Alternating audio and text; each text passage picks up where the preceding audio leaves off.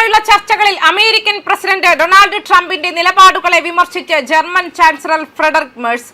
Iran ഭരണകൂടം Trump ഭരണകൂടത്തെ നയതന്ത്രപരമായി മറികടന്നുവെന്നും അമേരിക്കയ്ക്ക് വ്യക്തമായ ദിശാബോധമില്ലെന്നും അദ്ദേഹം വിമർശിച്ചു. ജർമ്മനി ഒരു നാറ്റോ സഖ്യകക്ഷിയാണ്. എന്നാൽ തങ്ങളുടെ നിലപാടുകൾക്കൊപ്പം നിൽക്കാത്ത സഖ്യകക്ഷികളോട് അമേരിക്കയ്ക്ക് അതൃപ്തിയുണ്ടെന്നും അദ്ദേഹം വ്യക്തമാക്കി. ഇസ്ലാമാബാദിൽ നടന്ന പരോക്ഷമായ ചർച്ചകൾ ഒരു വഴിത്തിരിവില്ലാതെ അവസാനിച്ചതിനെ തുടർന്ന് ഇറാൻ നേതൃത്വം അമേരിക്കയെ അപമാനിക്കുകയാണെന്ന് മെഴ്സ് പറഞ്ഞു. ഇറാനിയൻ ഭരണകൂടവും റവല്യൂഷണറി ഗാർഡ്സും ചേർന്ന് ഒരു രാഷ്ട്രത്തെ മുഴുവൻ അപമാനിക്കുകയാണ്. ഈ പ്രതിസന്ധി എത്രയും വേഗം അവസാനിക്കുമെന്നും അദ്ദേഹം പ്രത്യാശ പ്രകടിപ്പിച്ചു. ഇറാനിയൻ നേതാക്കൾ ചർച്ചകൾ ഒഴിവാക്കാൻ മിടുക്കുള്ളവരാണെന്നും മെഴ്സ് നിരീക്ഷിച്ചു. വ്യക്തമായ ഒരു എക്സിറ്റ് പ്ലാൻ ഇല്ലാതെ യുദ്ധത്തിലേക്ക് പ്രവേശിച്ചത് അപകടകരമായ തെറ്റാണെന്ന് അദ്ദേഹം അമേരിക്കയ്ക്ക് മുന്നറിയിപ്പ് നൽകുകയും ചെയ്തിട്ടുണ്ട്. സംഘർഷങ്ങളിൽ പ്രവേശിക്കുന്നതിനേക്കാൾ പ്രധാനമാണ് സുരക്ഷിതമായി പുറത്തു കടക്കാനുള്ള വഴിയെന്നും അദ്ദേഹം ഓർമ്മിപ്പിച്ചു. അമേരിക്കയുടെ തന്ത്രങ്ങളെ ചോദ്യം ചെയ്ത അദ്ദേഹം ആഗോള രാഷ്ട്രീയത്തിലെ ഈ സ്തംഭനാവസ്ഥയിൽ ആശങ്ക പ്രകടിപ്പിക്കുകയും ചെയ്തിട്ടുണ്ട്. ഇതിനിടെ ഹോർമുസ് കടലിടുക്ക് വീണ്ടും തുറക്കുന്നതിൽ മാത്രം ശ്രദ്ധ കേന്ദ്രീകരിച്ചുള്ള ഒരു പരിമിതമായ കരാർ ഇറാൻ നിർദ്ദേശിക്കുകയും ചെയ്തു.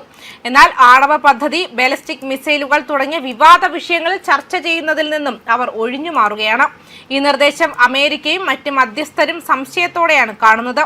അതേസമയം ലെബനനിൽ വീണ്ടും സൈനിക നടപടി ആരംഭിക്കാനുള്ള സാധ്യതയെക്കുറിച്ച് ഇസ്രായേൽ പ്രധാനമന്ത്രി ബെഞ്ചമിൻ നെതന്യാഹു മുന്നറിയിപ്പ് നൽകി.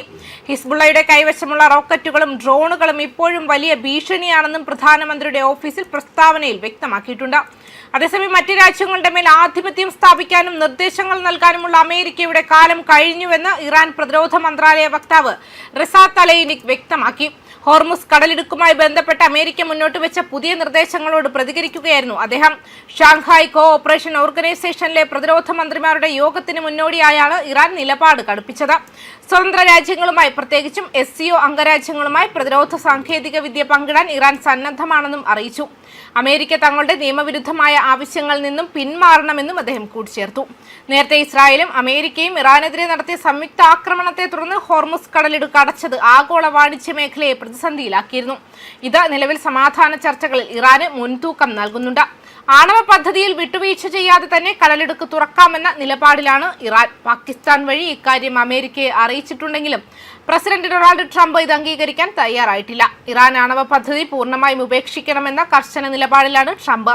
ഹോർമുസ് കടലിടുക്കിലെ ഇറാന്റെ സമ്പൂർണ്ണ നിയന്ത്രണത്തെയും അമേരിക്ക എതിർക്കുന്നു. കഴിഞ്ഞ ഏപ്രിലിൽ പാകിസ്ഥാനിൽ നടന്ന സമാധാന ചർച്ചകൾ പരാജയപ്പെടാൻ കാരണവും ട്രംപിന്റെ ഈ കടുംപിടുത്തമായിരുന്നു. നിലവിൽ ഇറാൻ തുറമുഖങ്ങളിലേക്കുള്ള കപ്പലുകൾക്ക് അമേരിക്ക ഏർപ്പെടുത്തിയ നാവിക ഉപരോധം തുടരുകയാണ്. ന്യൂസ് ഡെസ്ക് കർമ്മ ന്യൂസ്.